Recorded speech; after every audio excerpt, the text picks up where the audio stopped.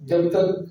دل کے اندر ادب مصطفیٰ اور تعظیم مصطفیٰ نہیں ہے، انسان کا ایمان ہو ہی نہیں سکتا کامل۔ اللہ تبارک و تعالی نے یہاں ان چیزوں کو بیان فرمایا جو چیزیں ہمارے ایمان کے لیے ضروری ہیں، کہ اگر ادب مصطفیٰ اور تعظیم مصطفیٰ دل کے اندر ہے تو ایمان ہے، اور اگر ادب اور تعظیم مصطفیٰ دل میں نہیں ہے تو بے ایمان کی ہے، ایمان نہیں ہوگا۔ یاد رکھیے، ایمان ایک پودا ہے، ایک شجر ہے، اور جس طرح ہم دیکھتے ہیں کہ جب ہم ایک پودا لگانا چاہتے ہیں تو پودے کے لیے ہمیں بیج چاہیے ہوتا ہے۔ سب سے پہلے اس کا بیج، اگر بیج میسر ہو جائے تو کیا اس بیج کو یوں ہی بندہ کہیں پھینک دے تو اس سے درخت اگ آئے گا؟ اس سے درخت اگ نہیں سکتا، بلکہ بیج کے ہوتے ہوئے ہمیں زمین کی ضرورت ہوگی، جس زمین کے اندر ہم اس بیج کو دبائیں، اور زمین بھی وہ کہ جو اس پودے کے لیے بہتر ہو۔ ہر جگہ ہر قسم کے پودے ہر زمین کے اندر پیدا نہیں ہوتے۔ اللہ تبارک و تعالی نے یہاں ایمان کی اصل بتائی ہے، اور جس طرح بیج کے لیے ہموار زمین کا ہونا ضروری ہے، اور ساتھ ساتھ اس کے لیے مناسب ماحول اور مناسب آب و ہوا کا ہونا ضروری ہے۔ اگر انسان کے پاس بیج ہو اور انسان اس بیج کو ایک زمین کے اندر نہ دبائے، اور اگر زمین کے اندر دبا دے کسی بھی جگہ جا کے، وہاں کا ماحول نہ دیکھے، مناسب آب و ہوا کا انتظار نہ کرے، تو کیا خیال ہے پھر پودا اگائے گا؟ پھر بھی نہیں اگتا۔ بلکہ یہ دیکھا جاتا ہے کہ بیج ہو، بیج کے بعد اس کے لیے ایک اچھی زمین کا انتخاب کریں، اور زمین کا انتخاب کرنے کے بعد مناسب ماحول اور آب و ہوا کا بھی انتظام کریں، کہ جو پودے سردیوں کے اندر لگتے ہیں اگر ہم گرمیوں کے اندر انہیں دبا دیں زمین میں تو نہیں اگیں گے، جو گرمی کے اندر اگتے ہیں اگر انہیں سردی کے اندر زمین کے اندر دبا دیں تو وہ نہیں ہوں گے۔ تو آب و ہوا بھی مناسب ہونی چاہیے۔ تو یہ جو ہم ایمان کہتے ہیں کہ یہ ہمارا ایمان ہے،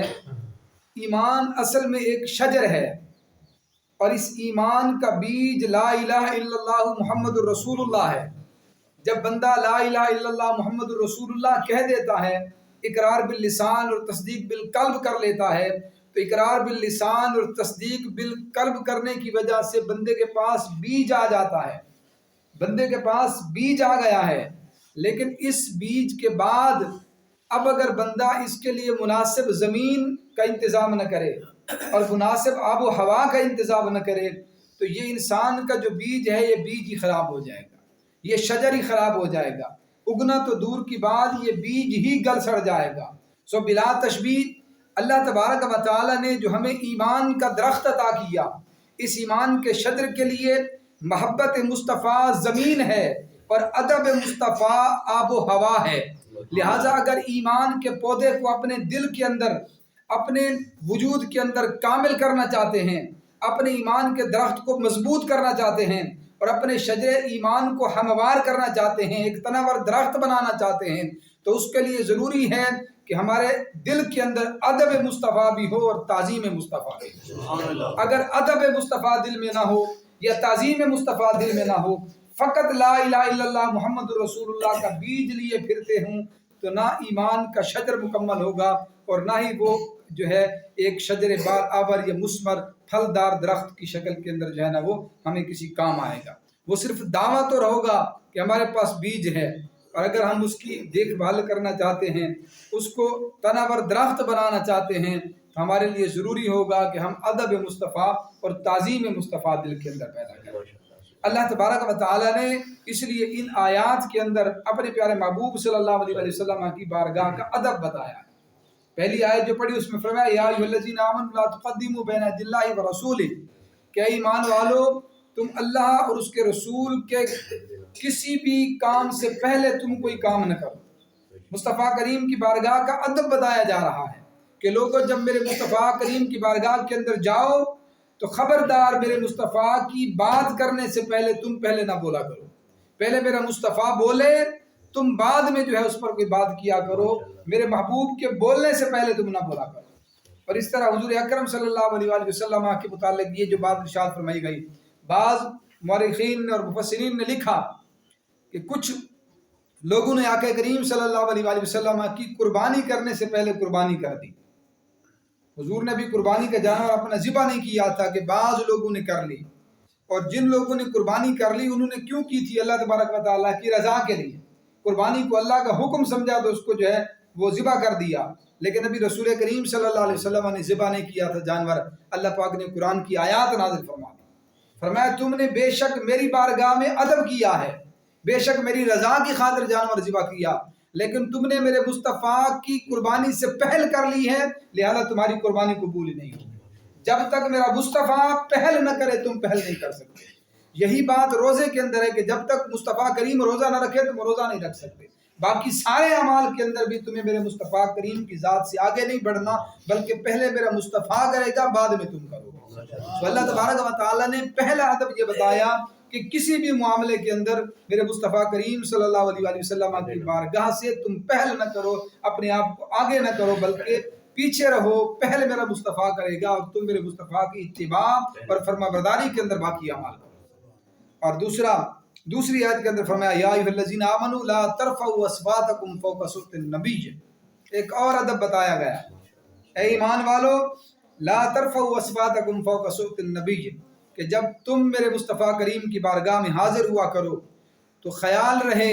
لا ترفعوا اصواتکم، تمہاری آوازیں میرے مصطفیٰ کی آواز سے اونچی نہ ہو جائیں، اس لیے کہ میرے مصطفیٰ کی بارگاہ اتنی عظیم ہے اور اتنی نازک بارگاہ ہے کہ اس بارگاہ کے اندر آ کے تمہاری آوازوں کا بلند ہونا بھی مجھے رب العالمین کو گوارا نہیں ہے۔ اس لیے کہ مصطفیٰ کی بارگاہ کا ادب ہے اور تقاضا ہے اس ادب کا، اور محبت مصطفیٰ یہی ہے کہ جب میرے مصطفیٰ کریم کی بارگاہ کے اندر بیٹھو تو تمہاری زبان بلند آواز سے نہ بولنے پائے بلکہ آہستہ آواز میں گفتگو کرو، اور اتنی آہستہ کہ میرے مصطفیٰ کریم صلی اللہ علیہ وآلہ وسلم کی آواز سے تمہاری آوازیں بلند نہ ہوں۔ بلا تجہروا لہ بالقول کجہر بعضکم ببعض، اور فرمایا جب میرے مصطفیٰ کریم کو بلانا پڑے اس طرح نہ بلایا کرو جس طرح تم ایک دوسرے کو عام لوگ بلاتے ہو، کسی کو آواز دے کے بلند آواز سے بلا دیا، کسی کو نام صحیح نہ لے کے بلایا، کسی کو نام لے کے بلا دیا۔ فرمایا اس طرح نہ بلایا کرو جس طرح ایک دوسرے کو بلاتے ہو نام لے کے، بلکہ میرے مصطفیٰ کریم کو جب بلاؤ تو عام لوگوں کے بلانے کی طرح نہ بلاؤ، بلکہ یا تو یا محمد یا رسول اللہ کہہ کے بلاؤ۔ اور صحابہ کرام رضوان اللہ تعالی علیہ مجمعین رضی اللہ تعالی علیہ مجمعین جو ہے اس پر مکمل عمل کرتے تھے۔ اللہ تبارک و تعالی نے جو آداب مصطفیٰ بتائے، آقا کریم صلی اللہ علیہ وسلم کی بارگاہ میں جب صحابی حاضر ہوتے اور حضور کو مخاطب کرتے اور حضور سے بات کرنا چاہتے تو کیا کہتے؟ فداک امی و ابی بک یا رسول اللہ، یا رسول اللہ آپ پر میرے ماں باپ قربان ہوں، آپ پر میرے ماں باپ قربان ہوں، یہ بات ارشاد فرما دی۔ یہ صحابہ رسول اللہ صلی اللہ علیہ وسلم کا ادب کرتے تھے۔ سو اللہ تبارک و تعالیٰ نے اس آیت کے اندر دو ادب بتا دیے، ایک یہ کہ تمہاری آوازیں میرے مصطفیٰ کریم کی آواز سے بلند نہ ہوں، اور دوسرا فرمایا کہ تم ایک دوسرے کے بلانے کی طرح میرے مصطفیٰ کو نہ بلاؤ۔ اور اگر تم نے ایسا کر لیا کہ تم نے ان آداب کو ملحوظ خاطر نہ رکھا اور میرے مصطفیٰ کریم کی بارگاہ میں ذرا سی بے ادبی ہو گئی، ذرا سی بے ادبی اور ذرا سی گستاخی ہو گئی، ذرا سا بے ادبی یا گستاخی کا کوئی جملہ تمہاری زبان سے نکل گیا، فرمایا اس کا اللہ تبارک و تعالیٰ کی طرف سے اس بے ادبی پر، اس گستاخی پر سزا کیا آئے گی؟ ان تحبط اعمالکم وانتم لا تشعرون، فرمایا تمہارے سارے کے سارے اعمال برباد کر دیے جائیں، سارے کے سارے اعمال۔ اب اندازہ کریں، ایک طرف انسان کے سارے اعمال ہیں، انسان نے اپنی زندگی میں پتہ نہیں کتنے حج کیے ہوں، کتنے روزے رکھے ہوں، کتنے سالوں کے نفلی عبادات کی ہوں، کتنے مدرسے بھائے ہوں، کتنی تبلیغیں کی ہوں، کتنے اعمال ہیں، سارے کے سارے اعمال ہیں، اور دوسری طرف بارگاہ مصطفیٰ کا ادب ہے، فرمایا اگر میرے مصطفیٰ کریم کی بارگاہ میں ذرا سی بے ادبی ہو گئی، ذرا سی گستاخی ہوگی اس بارگاہ کی، ان تحبط اعمالکم، تمہارے سارے اعمال برباد کر دیے جائیں گے۔ اندازہ کریں سارے اعمال برباد کیے جا رہے ہیں، کس کی وجہ سے؟ صرف ایک لمحے کی گستاخی کی وجہ سے، صرف ایک لمحے کی بے ادبی کی وجہ سے سارے اعمال برباد کیے جا رہے ہیں۔ تو اس سے پتہ چلا کہ اللہ تبارک و تعالیٰ کی بارگاہ میں مصطفیٰ کریم کی ذات کے ایک لمحے کا ادب اتنا بڑا ہے کہ انسان کے سارے زندگی کی اعمال بھی اس کا مقابلہ نہیں کر سکتے۔ انسان کے ایک طرف سارے اعمال ہیں اور ایک طرف صرف ایک لمحہ جو ہے بے ادبی اور گستاخی کا ایک جملہ، فرمایا وہ ایک جملہ اتنا بھاری ہے کہ تمہارے سارے اعمال برباد کر دیے جائیں گے۔ تو اس کا مطلب یہ ہوا کہ یہ جو لوگ صرف اعمال پر زور دیتے ہیں اور صرف علم پر زور دیتے ہیں، قرآن کریم کی یہ آیات ہمیں بتا رہی ہیں کہ انسان کے پاس علم زیادہ آ جائے، انسان کے پاس عمل کے انبار لگ جائیں، بڑے اعمال اکٹھے کر دیں، انسان جو ہے علم کے آگے اعتبار سے بہت زیادہ بلند ہو جائے، علم اور اعمال مل کر انسان کو ایک اچھا انسان تو بنا سکتے ہیں، انسان کو مومن نہیں بنا سکتے۔ ایمان کے لیے ضروری ہے بندے کے دل کے اندر ادب مصطفیٰ اور تعظیم مصطفیٰ۔ اگر ادب اور تعظیم مصطفیٰ نہیں ہے تو انسان کا کوئی عمل اللہ تبارک و تعالیٰ کی بارگاہ میں قبول نہیں ہوگا۔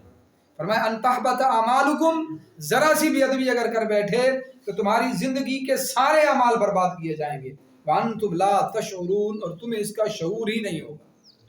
تمہیں اس کا شعور ہی نہیں ہوگا۔ کس چیز کا شعور نہیں ہوگا؟ کہ تمہارے اعمال برباد ہو جائیں گے۔ اب شعور کیوں نہیں ہوگا؟ اعمال ضائع ہو جائیں گے، تمہیں پتہ ہی نہیں چلے گا۔ شعور اس لیے نہیں ہے کہ اللہ تبارک و تعالیٰ کی ذات مصطفیٰ کریم کی بارگاہ کے بے ادب اور گستاخ کو معاف کرنا ہی نہیں چاہتا۔ اللہ چاہتا ہی نہیں ہے کہ جو مصطفیٰ کریم کا بے ادب ہو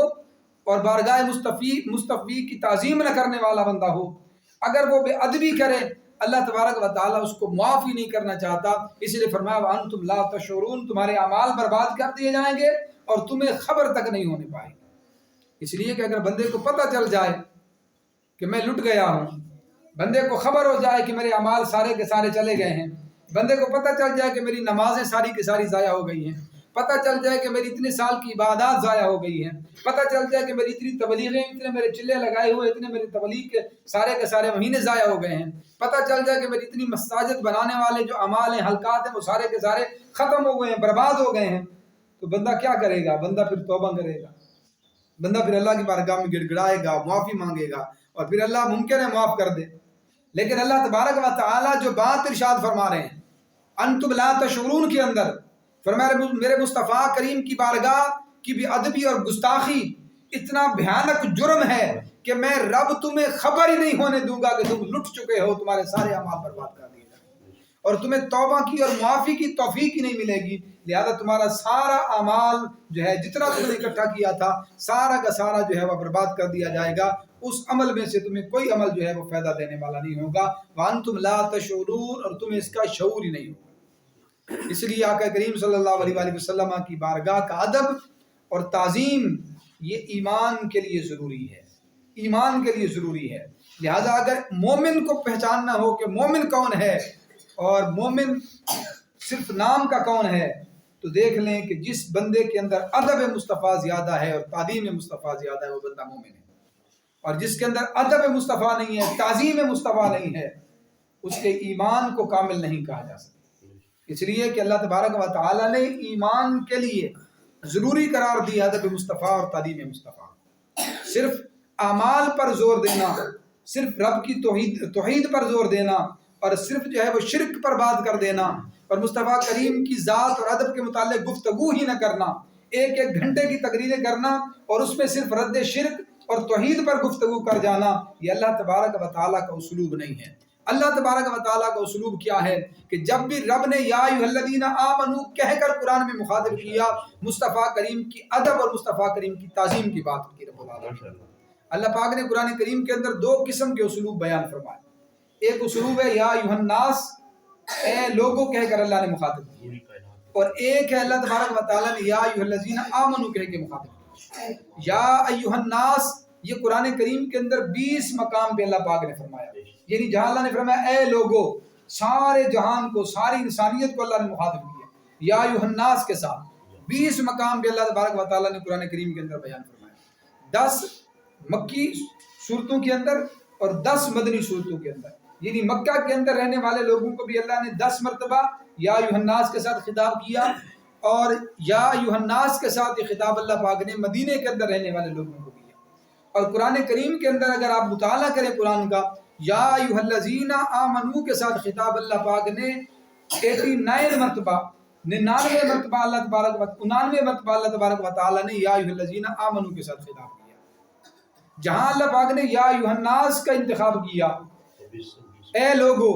20 مقامات پر، وہاں اللہ تبارک و تعالیٰ نے جہاں بھی یا ایھا الناس کے ساتھ بات کی، لوگوں کو جب بات کی، سب کو مخاطب کیا، تو وہاں اللہ تبارک و تعالیٰ نے عمومی جو اعمال ہیں، عمومی ایک بات کی ہے۔ وہاں اللہ تبارک و تعالیٰ نے اپنی توحید کا ذکر کیا، وہاں اللہ تبارک و تعالیٰ نے شرک کے متعلق بیان کیا، وہاں اللہ تعالیٰ نے ایک جو ہے سوسائٹی کے اعتبار سے اچھی سوسائٹی بنانے کے لیے حکم دیا، معاشرتی قوانین بتائے، وہاں اللہ تبارک و تعالیٰ نے تقویٰ اور طہارت کی بات کی، پاکیزگی کی بات کی۔ اس طرح کے عمومی مفاہیم کو اللہ تبارک و تعالیٰ نے بیان کیا یا ایھا الناس کے اندر۔